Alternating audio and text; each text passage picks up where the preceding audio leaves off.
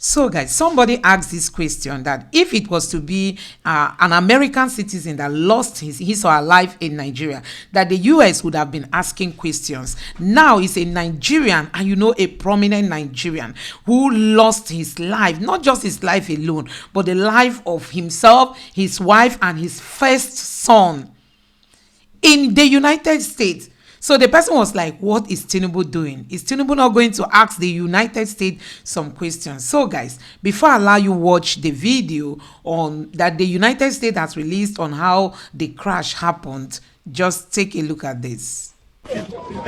My brothers here, I want to thank all of you, starting with our chairman, Ishi, for what you people are doing here in Soko. For everybody waiting here, this now on a project. We're going to go protect them with anything we want to get. No university will go there like this. No be for Nigeria, for Africa. On my life, on my children, nothing will compare to this university.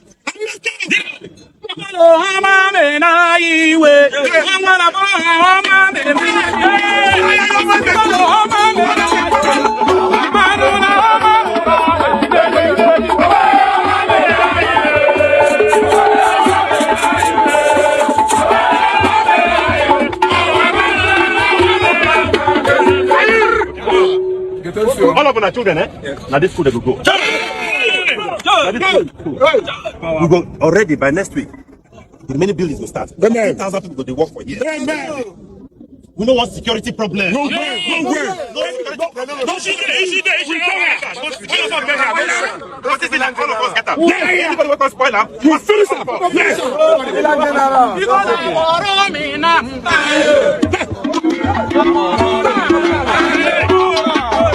So guys, it is really sad to talk about the exit of this man. I mean, the CEO of Access Bank. This man died in the US.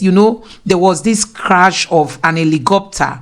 It happened that himself, his wife, and his first son were all in that helicopter, and all of them lost their lives. Honestly, it is really a big loss for Nigeria. You can imagine intelligent people like this losing people like this at such a time when our economy is a total mess. I mean, it is a big loss. It is a big loss. Myself, I've felt the exit of this man as if I knew him, personally. I've never met him, I've never spoken with him, but I felt that touch, as in. So guys, apart from him being the CEO of Access Bank, there was this project, of him building a unique university, and he boasted that that university is not just going to compete with the universities in Nigeria, but it's going to compete with other universities across Africa. It's going to be the #1. Good evening. I'm Michael Graham, a board member with the National Transportation Safety Board. Joining me tonight is our investigator in charge, Aaron Sauer. The NTSB just recently, and within about an hour ago, arrived on scene for this accident investigation. Last night at 8:45 p.m. Pacific Standard Time, an Airbus EC-130 helicopter departed Palm Springs, California, en route to Boulder City, Nevada. At about 10:08 p.m., the helicopter impacted the terrain south of I-15 near Halloran Springs, California. Halloran Springs is about 75 miles northeast of Barstow. 2 crew members and 4 passengers were on board and were fatally injured. Before I go any farther, on behalf of the NTSB, I'd like to express our deepest sympathies to the families and loved ones of those who lost their lives in this terrible tragedy. We have a representative from the NTSB's Transportation Disaster Assistance Division on scene with us.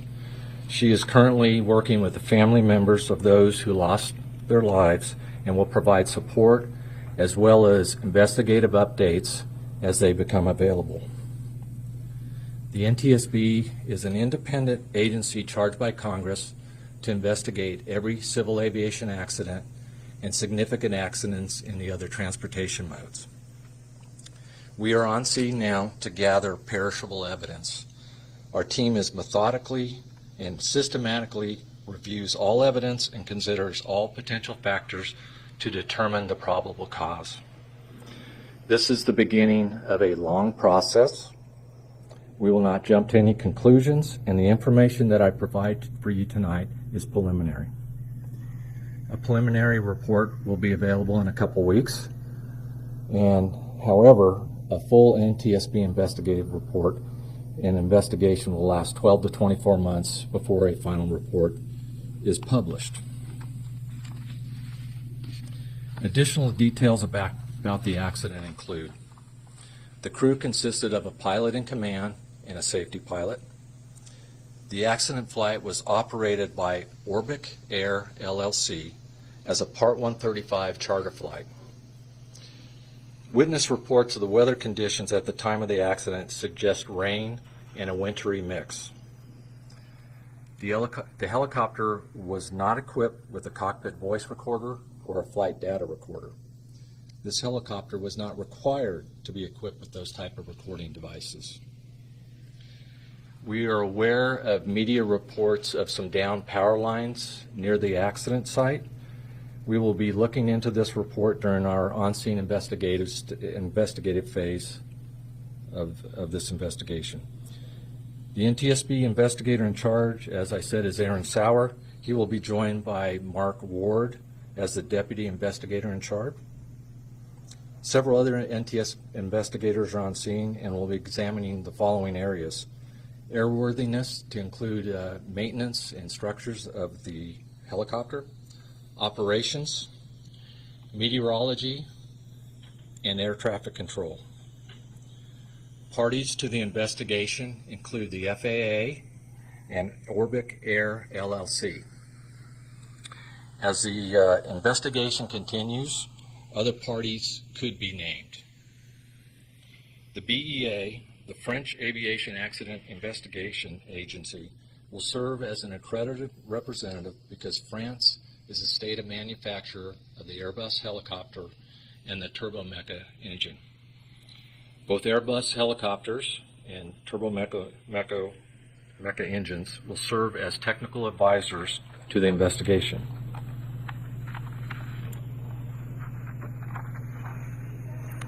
Planned activities for tomorrow will include traveling to the accident site to conduct the initial on-scene documentation, and documentation will also include aerial mapping of the wreckage with a drone and site measurements. Also, we will be working with Orbic Air to obtain flight crew records, helicopter maintenance records, and flight dispatch records. We are aware that there were several 911 calls last night to report the crash from Interstate 15, and we'd like to ask any of those people that had witnessed that if they would reach out to us with any further information they may have, such as photos or anything of that sort, and we can be reached through witness@ntsb.gov. Again, that's witness@ntsb.gov. We will provide updates as they become available. You can follow the NTSB on X, or formerly known as Twitter, at ntsb.gov. One final comment.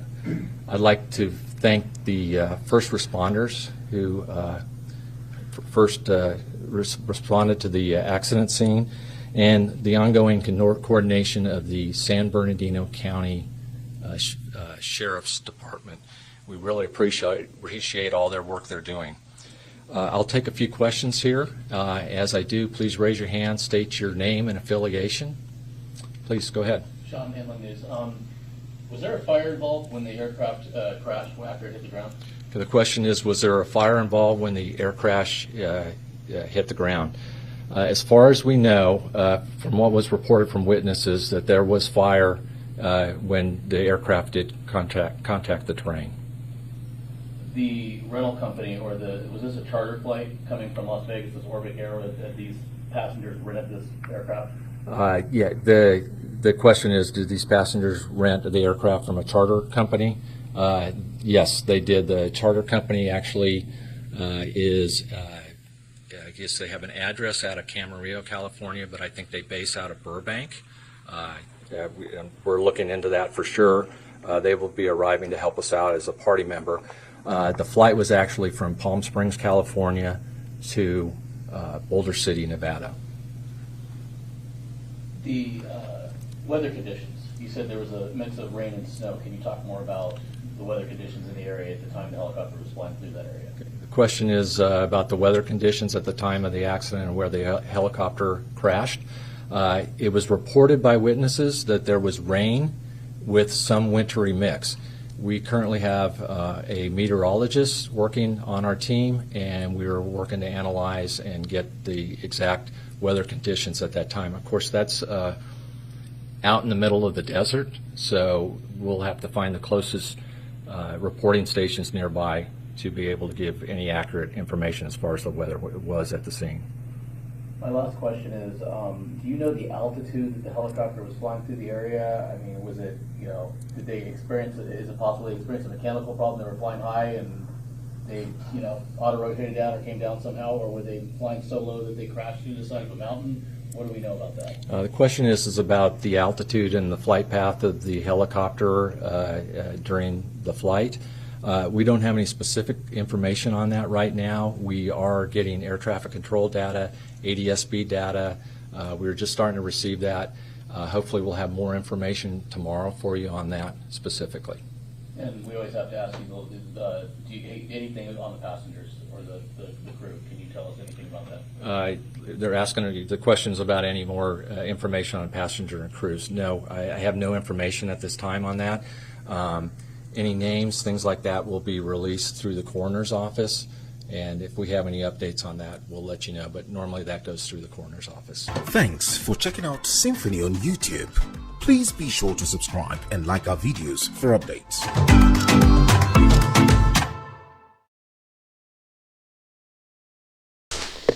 It's really very difficult to, endure the exit of people like this. Honestly, these are people that have made real impact in Nigeria. You can imagine the situation Nigeria is into today. I mean, the economy is down. We need people like this, people who have vision, people who create jobs, people who have concern for the citizens. He's not a politician, but I tell you, he has given job opportunities to so many Nigerians. And honestly, one of the richest men in Nigeria, Femi Atedola, said he hosted him 2 weeks ago alongside Dangote. So he was with this man that just passed on 2 weeks ago. Nigerians, you can imagine, these are people who are discussing how Nigeria can survive. These are people who are looking for ways, to support the economy, to make sure things are moving on. Because as it stands now, if we are to depend on our politicians, we are just going to end up, nowhere. But these people are the people that bring life to Nigeria, especially to our economy. So you can imagine losing this man, what it means for Nigeria. Honestly, this is a big loss.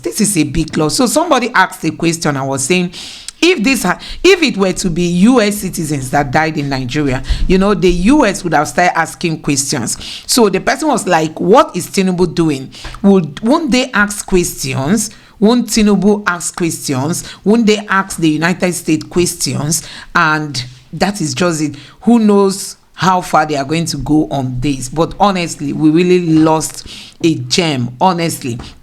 So guys, let me know what you think about this in the comment section below. Don't forget to subscribe to the channel and turn on your notification bell. Thank you.